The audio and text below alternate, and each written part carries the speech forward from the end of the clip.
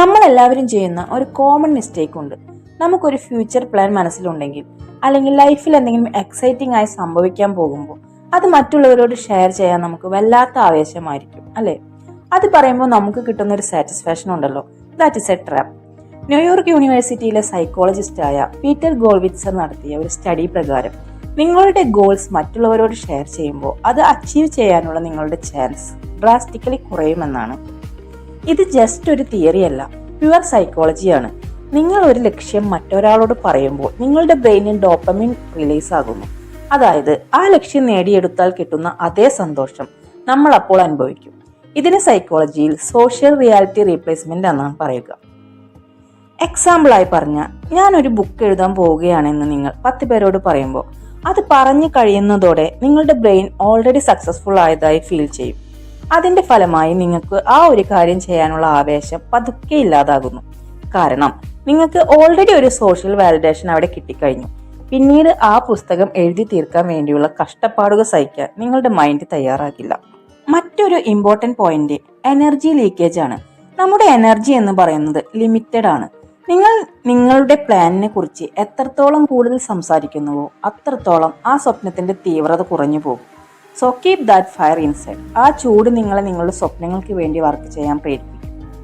നിങ്ങളുടെ സ്വപ്നങ്ങൾ നിങ്ങൾ രഹസ്യമാക്കി വെക്കുമ്പോൾ അവിടെ പുറത്തുനിന്നുള്ള ബഹളങ്ങളില്ല, ഡിസ്ട്രാക്ഷൻസ് കുറയും, ഒപ്പീനിയൻസ് ഇല്ല, കമ്പാരിസൺസ് ഇല്ല. നിങ്ങൾ നിങ്ങളുടെ വിഷന് മാത്രം. മണ്ണിൽ കിടക്കുന്ന ഒരു വിത്ത് പോലെയാണ് നിങ്ങൾ. മുകളിലേക്ക് വളർന്നു വരുന്നവരെ ആരും അത് കാണുന്നില്ല. എന്നാൽ ആ സൈലൻസിലാണ് അത് സ്ട്രോങ് ആവുന്നത്. സക്സസ്ഫുൾ ആയ ആളുകൾക്ക് ഒരു രഹസ്യമുണ്ട്, മങ്ക് മോഡ്. അവർ മാസങ്ങളോളം മറ്റുള്ളവരുടെ മുമ്പിൽ ഇൻവിസിബിൾ ആകും. ആ സമയത്ത് അവർ അവരുടെ വർക്കിൽ ഫോക്കസ് ചെയ്യും. സോഷ്യൽ മീഡിയ വാലിഡേഷൻ വേണ്ട, ആരുടെയും പ്രശംസ വേണ്ട. സൈലൻസിൽ ഇരിക്കുമ്പോൾ നിങ്ങളുടെ ക്രിയേറ്റിവിറ്റി പീക്കിലെത്തും. നിങ്ങൾ മനസ്സിലാക്കേണ്ട മറ്റൊരു റിയാലിറ്റി, എല്ലാവരും നിങ്ങളുടെ വളർച്ച ആഗ്രഹിക്കുന്നവരല്ല എന്നതാണ്. Sad but true.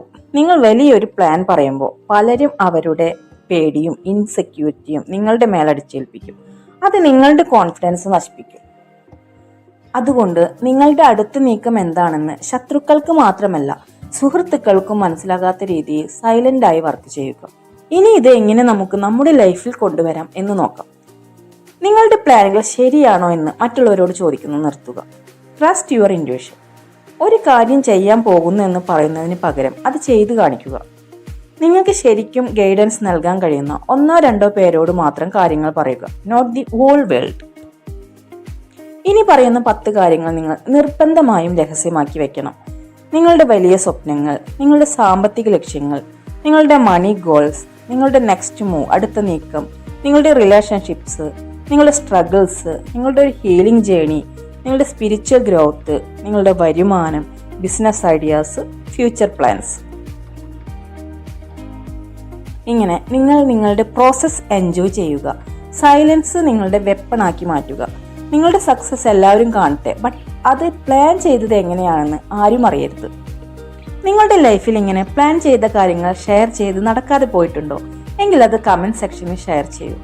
കൂടുതൽ പവർഫുൾ വീഡിയോസിനായി ചാനൽ സബ്സ്ക്രൈബ് ചെയ്യൂ. നന്ദി.